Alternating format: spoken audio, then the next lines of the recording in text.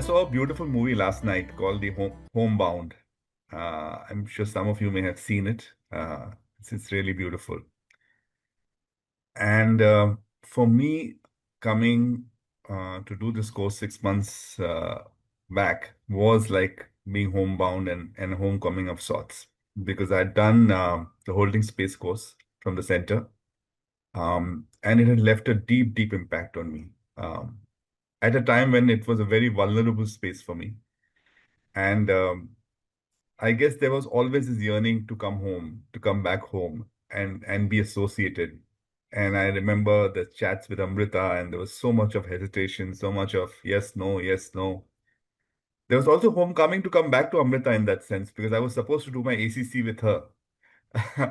and that didn't happen because COVID came in. Talk about parallels to homebound.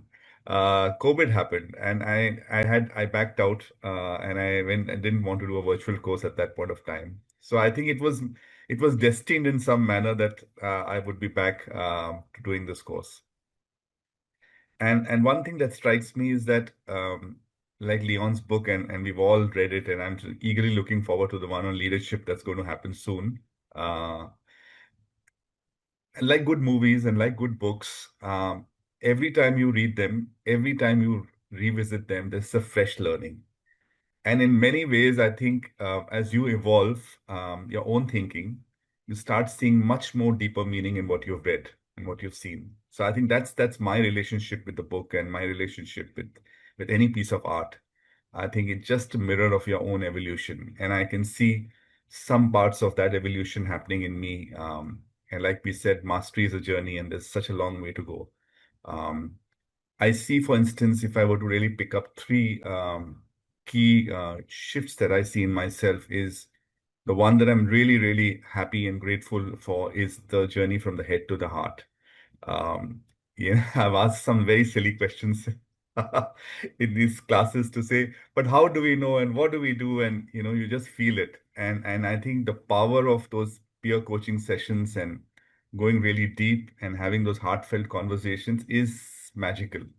I think it doesn't, I mean, if all the coaching one has done through ICF and ACC and this PCC and competencies, and somewhere nothing ever beats the connection that you feel through the heart.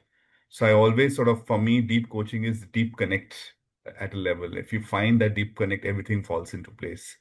So thank you for introducing me or nudging me to find the space of moving from the head to the heart. I really, really cherish that in my own maturity as a coach. Surface to deep. Yeah, it's truly, truly. I mean, where we often used to say, there's a, how do you actually go deep in a coaching session? What does it really mean? And what do we do? And before we realize in our peer coaching sessions, we are really, really, I don't know, I've never opened my life to anybody as much as I've done with some of the people that I have been blessed to interact with, Shweta, Veena, Shirish. Um, Beautiful. I've had some really, really heartfelt Vandana a little bit. But I realized what it means to really be completely vulnerable and open. It takes, I never imagined myself being a coachee and talking about my relationship with regret in my life in front of 20 people. I really had no idea that I would be the volunteer and talk so openly about it.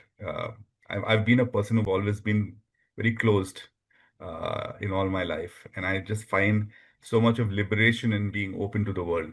It just seems like a whole load has been lifted off my heart. Uh, Fear to love. Yeah, it's just been always been this constant fear, and I think this fear has been a dominant factor in the last with my mom's illness, and I think that's find a lot of resonance in all the coaching sessions I've had with people.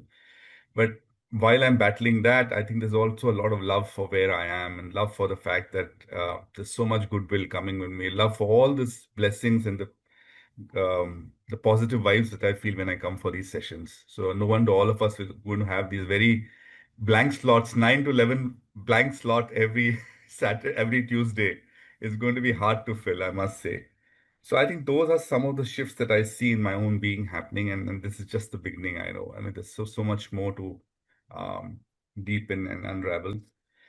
Um, there's something that I came across, and this completely again is such a reflection of this course that things just fall in without you knowing why they are there. And I read this quote in the morning, and I was flipping my pages, and just suddenly this quote from Anais Nin came to my mind, and it said, "I must be a mermaid, for I have no fear of depths and a great fear of shallow living."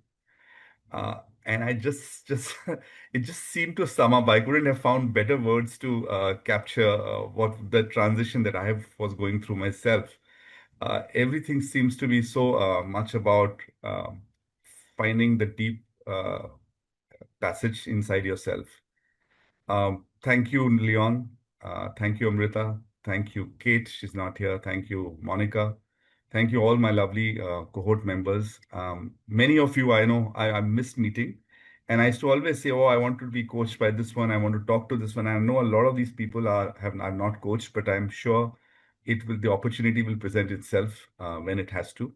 And we're all going to be in touch. We are all meeting on the 12th. Vandana's coming here. So one thing I know, we'll definitely start with the song.